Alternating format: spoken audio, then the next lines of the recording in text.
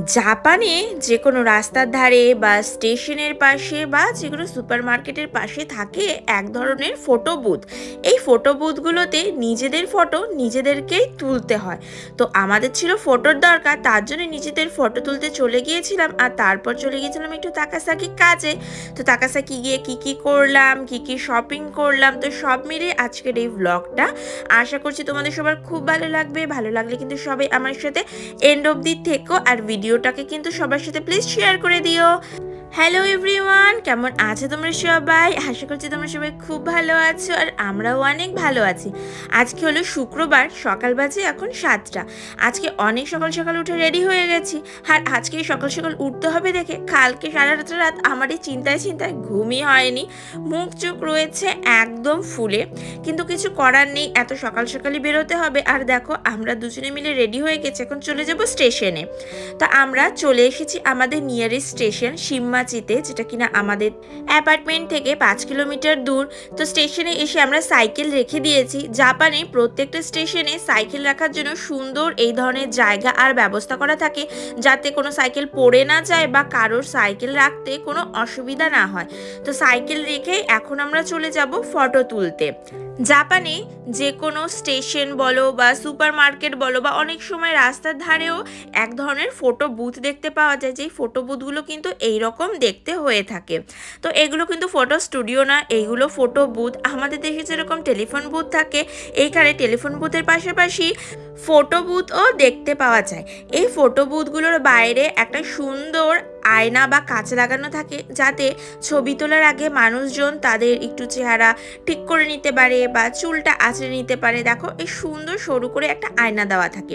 চলো তাহলে ভেতরে ঢুকে তোমাদেরকে দেখাই কিভাবে এইখান থেকে তোমরা ফটো তুলবে। এখান থেকে অবশ্যই ফটো তুলতে পয়সা লাগে। তো প্রথমে গিয়ে বসলে পরেই লাইট আপনা আপনিই চালু হয়ে যাবে। আর সামনে ফ্রন্টে যে মিররটা দেখছো, ওই মিররটার ভেতরেই রয়েছে কিন্তু ক্যামেরা। দেখো বুঝতেই পারছো ওইখানে কিন্তু ক্যামেরাটা রয়েছে। আর নিচে একটা মনিটর স্ক্রিন দেওয়া থাকে, সেইখানে নানান ধরনের ল্যাঙ্গুয়েজ অপশনও থাকে। তো আমি আমার প্রেফারেবল ল্যাঙ্গুয়েজ ইংলিশটা চুজ করে নিলাম। তো এইখানে অনেক ধরনের কার্ডের জন্য ফটো তোলা যায়, যেরকম my number card, driving licence card, আরও নানান ধরনের। তো আমাদের যেটা লাগবে প্রথমটা, সেইটা হলো আইডি কার্ডের জন্য ফটো।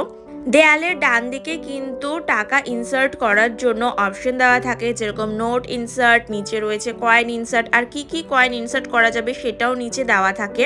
তাহলে চলো ফটো তোলার জন্য আমি প্রসিডিওর শুরু করে দেই। প্রথমেই আমার যেই ফটোটা লাগবে বা যার জন্য আমি ফটো তুলতে চাই সেটার ওইখানে গিয়ে স্টার্ট করব। তারপর পেছনের ব্যাকগ্রাউন্ড কি দেওয়া হবে সেইটারও অপশন আসবে, যেমন আমার লাগবে ব্লু কালার ব্যাকগ্রাউন্ড, তো আমি ব্লু কালার ব্যাকগ্রাউন্ড দেবো। ব্লু কালার ব্যাকগ্রাউন্ডটা সিলেক্ট করার পরে কিন্তু আমার ফটো তোলার অপশন চলে আসে, যার জন্য আমার ক্যামেরাটা বন্ধ করে দিতে হয়।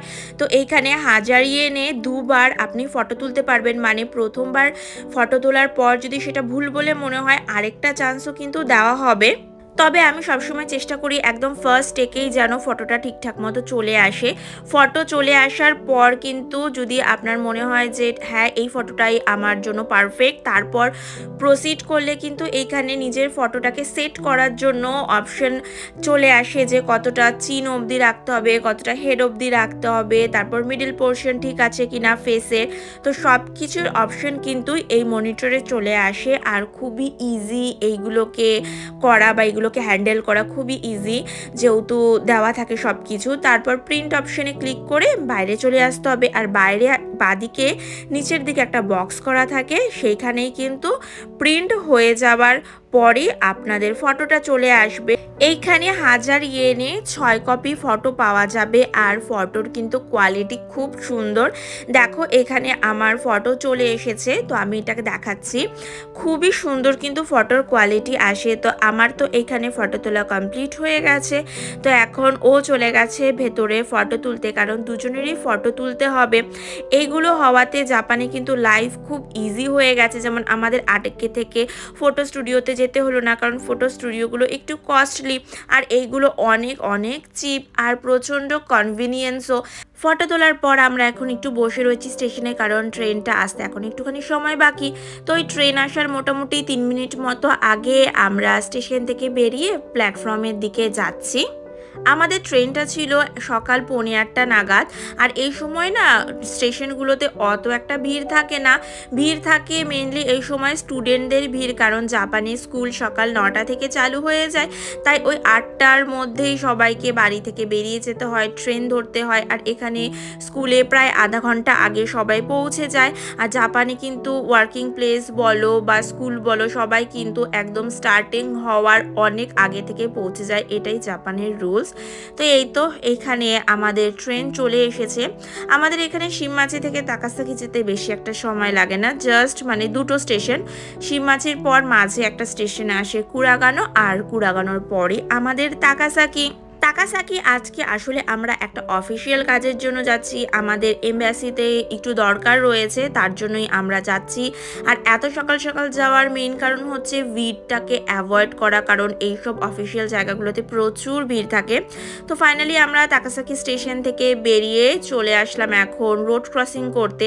জাপানে যে বড় বড় রোডের ক্রসিংগুলো হয় সেইখানে কি হয়, চারিদিকে জেব্রা ক্রসিংগুলো একসাথে খোলে, মানে চারিদিকের গাড়ি একসাথে স্টপ থাকে, আর চারিদিকে জেব্রা ক্রসিংগুলো একসাথে খোলে। আবার যখন জেব্রা ক্রসিং বন্ধ হয় তখন চারিদিকে জেব্রা ক্রসিং একসাথে বন্ধ হয়, আর চারিদিকের গাড়ি চলাচল একসাথে চালু হয়ে থাকে।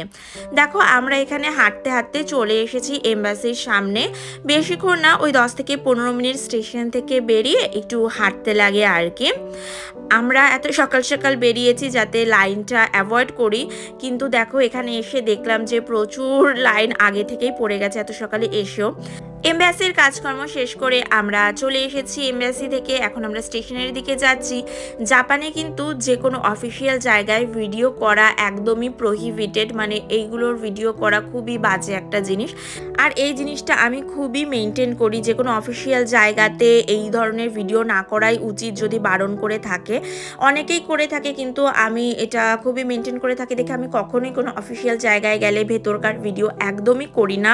স্টেশনে এসেই স্টেশনের নিচে রয়েছে এওন মল, যেটা একটা গ্রসারি সুপার মার্কেটের মতো, যেখানে কসমেটিক্স আইটেম থেকে grocery, fresh fruit, food items, even fish সব কিছুই পাওয়া যায়। তো এরকম একটা সুপার মার্কেট রয়েছে, ওই সুপার মার্কেটের নাম এওন মল। তো ওটার ভেতরেই আমরা এসেছি। তো এখানে এসে একটা খুবই সুন্দর জিনিস দেখলাম, ছোট্ট ছোট্ট এগুলো কি বলো তো তোমরা, এইগুলো না মূলো, এত কালারিং, এত সুন্দর লাগছে, পার্পল কালার আর খুব সুন্দর একটা পিঙ্কিশ কালার। এই মূলোগুলো দেখে এত ভালো লাগছিল, তবে আর কিনিনি। আর ও আমাকে পার্স দিয়ে চলে গিয়েছে ওপরে, বলল তুমি যা যা লাগবে শপিং করে ওপরে চলে আসো। আমি ওপরে জিউর সামনে বসে রয়েছি, কারণ নিচে বসার জায়গা ছিল না, ওপরে বসার জায়গা ছিল।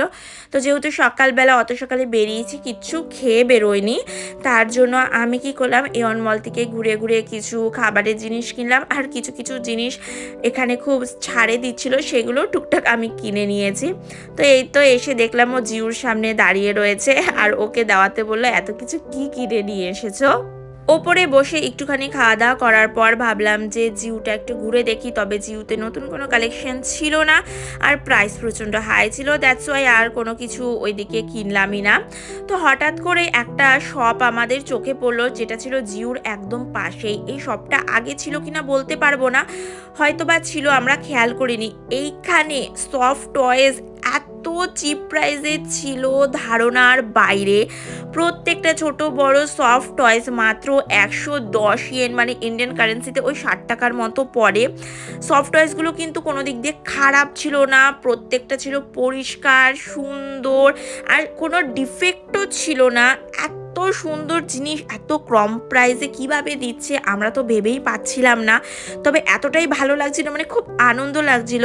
তো গিয়ে দেখলাম যে শুধুমাত্র যে সফট টয়েসই দিচ্ছে তা নয়, এই ধরনের ছোটো ছোটো বক্সে আরও নানান ধরনের জিনিস ছিল, যেগুলো 110 ইয়েনে ছিল। তারপর এখানে আরও একটু হাই প্রাইসেরও অনেক জিনিসপত্র ছিল, যেরকম এখানে নানান ধরনের জাপানিজ কমিক্স, ম্যাগাজিন, মাঙ্গা ছিল।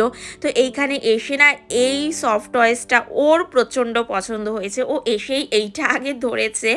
তো এখান থেকে তো ধৈর্য ধরতে না পেরে দুজনে মিলে কিনে নিলাম। একটা ও পছন্দ করে আমাকে দিল, সেই এটা হলো এই হোয়াইট কালারের টেডিটা, আর এই তোমার ইয়েলো কালারের এটা কি বলবো জানি না, এই জিনিসটা আমার এত কিউট লাগছিল, এই সফট টয়েসটা। তো দুটো মিলে আমাদের মাত্র 220 ইয়েন পড়লো, মানে এত সস্তায় বলার বাইরে। ওইখান থেকে কেনাকাটি করার পর আমরা চলে এসেছিলাম একটা গ্রসারি স্টোরে, ইন্ডিয়ান গ্রসারি স্টোর। এই ধরনের স্টোরগুলোকে তো জাপানে হালাল ফুড বলা হয়, তো এরকমই একটা হালাল ফুডে আমাদের লঙ্কা আর ডালের প্রয়োজন ছিল, তার জন্যই চলে গিয়েছিলাম। আর দোকানটা অনেকটা ছোট, তো ভেতরে না মানে ঠিকমতো হাঁটা যায় না, ভিডিও করা যায় না, দ্যাটস ওয়াই আমি আর ওইখানে ভেতরে ঢুকে আর কোনো কিছু ভিডিও করিনি। তো দেখো ওর হাতে রয়েছে ওই লঙ্কার প্যাকেট আর ডালের প্যাকেটগুলো। আর যেহেতু খুব সকাল সকাল ঘুম থেকে উঠে এসেছি, আর কালকে রাত্রে তো একদমই ঘুম হয়নি, আমারও না ওরও না, কেন জানি না। তো দুজনেরই না খুব এক্সস্টেড লাগছিল, মনে হচ্ছিল কত তাড়াতাড়ি আর কি বাড়ি ফিরবো। তো ফাইনালি যাওয়ার সাথে সাথেই টিকিট কাটার পর আমরা একটা লোকাল পেয়ে গিয়েছিলাম, তো ওখানে বসেছিলাম। ট্রেনটা বেশ অনেকক্ষণ পরেই ছেড়েছে, তো ফাইনালি ট্রেনটা ছাড়া শুরু করে দিয়েছে। আর আরও তাড়াতাড়ি আজকে বাড়িতে রিটার্ন করার কারণ হলো একটা ডকুমেন্টস আমাদের মিউনিসিপ্যালিটি থেকে তুলতে হবে, যেটা আমরা আগে তুলিনি, তার জন্যই আরও অনেক তাড়াহুড়ো করে ভাবলাম যে এখানে আর এত টাইম ওয়েস্ট করে লাভ নেই। রোদও উঠছে প্রচণ্ড, গরমও বাড়ছে, তার মধ্যে ঘুম না আসার পরে শরীরও ভালো লাগছে না, মনে হচ্ছিল কত তাড়াতাড়ি বাড়ি যাব, কত তাড়াতাড়ি কাজ শেষ করে জাস্ট একটু স্নান টান করে খাওয়া দাওয়া করে ফ্রেশ হয়ে একটুখানি শোবো। তো ফাইনালি আমরা চলে এসেছি আমাদের বাড়ির স্টেশনে, মানে শিবমাছিতে। তো এইখান থেকে সাইকেল নিয়ে তাড়াতাড়ি চলে যাব আমরা বাড়ি। আর আজকে সাইকেলটা অনেক দূরেই আমাদের রাখা হয়েছে, যেহেতু সামনের দিকে জায়গা পাইনি। তাহলে চলো আজকের ব্লগটা এইখানেই শেষ করছি। আশা করছি তোমাদের ব্লগটা খুব ভালো লেগেছে। ভালো লাগলে কিন্তু অবশ্যই আমাকে কমেন্ট করে জানিও, আর এই ব্লগটা সবার সাথে শেয়ার করো যাতে সবাই দেখতে পায়। তাহলে সবাই ভালো থেকো, সুস্থ থেকো, দেখা হবে তোমাদের সাথে অন্য একটি ব্লগে। Bye bye.